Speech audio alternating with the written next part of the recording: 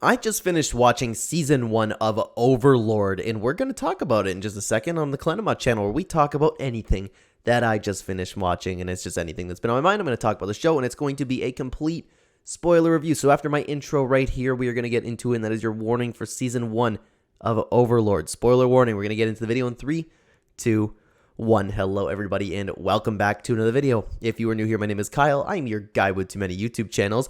Let's talk about Overlord. So, I actually don't have too much to say about this because it was a quick season. I watched season 1 of Overlord. It was I think it was like 13 episodes, but it was a really good show. My brother suggested that I watch it because I'm always like looking for a brand new show to watch. I watch like usually 2 shows at the same time. One, something that I'm watching with my girl, and another one by myself. Like I'll watch an episode of something before bed or something along the lines of that. And I don't know if I just mentioned it, my brother suggested that I watched Overlord. So I was like, yeah, you know what? I'll watch Overlord. He said it was pretty good. And the premise is pretty simple. It's this dude that kind of gotten stuck in a video game, which it's very interesting. And I'm interested to see where that storyline ends up, if he's ever going to be able to get out of the video game or if he's just like kind of stuck in there forever. Anyways, so he's put in there kind of like this godlike figure, and the world is just acting like they don't know they're in a video game. It's kind of like what video games are going to end up being. You know, they're going to insert AI into video games eventually. So it's kind of honestly like predicting the future in a little bit of a way, which is, it's funny when he first gets there because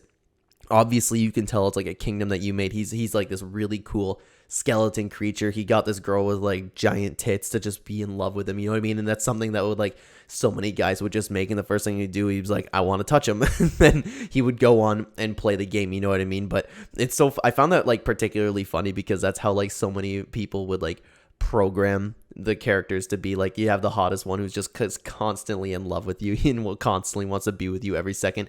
And it's even touched in the show where he's like, I reprogrammed her code to like be obsessed with me. But that aside, the entire show, I like really enjoyed the premise of it because Einzel is kind of just exploring the world and kind of trying to figure out why he's here and trying to figure out if there are other people like him. I would imagine what they're going to get into, and that's something that was kind of hinted at the end of the season, that there's like, they're kind of looked like as, they call them like god figures, something like that. God figures, the creators, again, something along those lines. It's just so far, and this is why I'm having trouble making this video about season 1, because there wasn't too much to talk about. It's this dude that gets sucked into a video game. He's trapped there for whatever reason, and he wants to spread the name, conquering people and doing missions, and just spreading the name of Ainz, and in order to try and find somebody else or try to figure out the reason that he's here.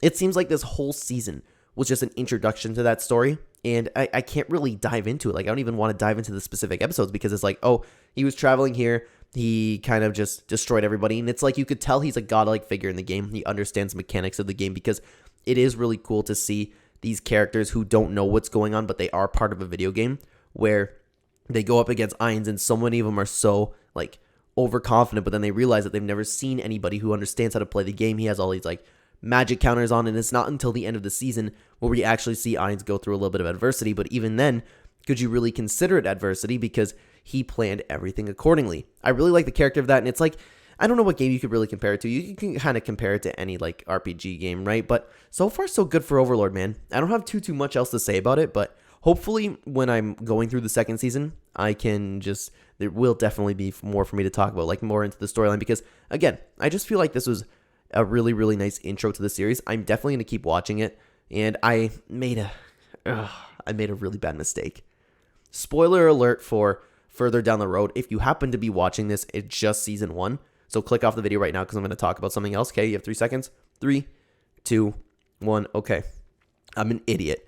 I have this rule where I don't look up anything because I want to avoid this situation that happened to me, but I was confused about the name.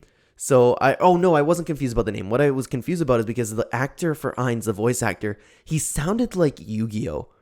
And so me being stupid, I went to go look up Overlord cast, and I went to look up Overlord Ainz, and then I saw death. I'm like, no. And spoiler alert, they're not the same voice, but I was like, oh my God. But I'm kind of okay with it because I'm not so sure that the dude's going to die. Maybe his death will mean like the end of the series of him going back into reality, which I'm kind of expecting the series to go. Or it's a video game. So we've already seen resurrection in the season. So maybe, you know what? Maybe it's just he's going to die and come back. So I'm totally okay with that, but I was like, oh my God, why did I look that up? And I have that rule. I never do it. And I just wasn't thinking. I was like, hey, wonder if that's Yu-Gi-Oh, because it sounds like Yu-Gi-Oh. I'm an idiot, man. But honestly, I'm okay with it because I'm not so confident that his death is like actually going to die at the series. So who knows? I'm still enjoying the series. Guys, if you don't mind, please, I love talking to you in the comments down below. If you are going to comment on this video, please keep it specific to season 1 because I have not watched season 2. I'm only like 1 episode in so far, I think. But so far, so good for Overlord. I'm going to continue watching it. Let me know what you thought about Overlord Season 1 down below. And thank you so much for watching this video. On the screen right now, you will have 2 fantastic things that I have talked about in the past that are on screen right now if you want to hear me talk about more things that I've watched. Check them out. Thanks for watching, guys. Take care.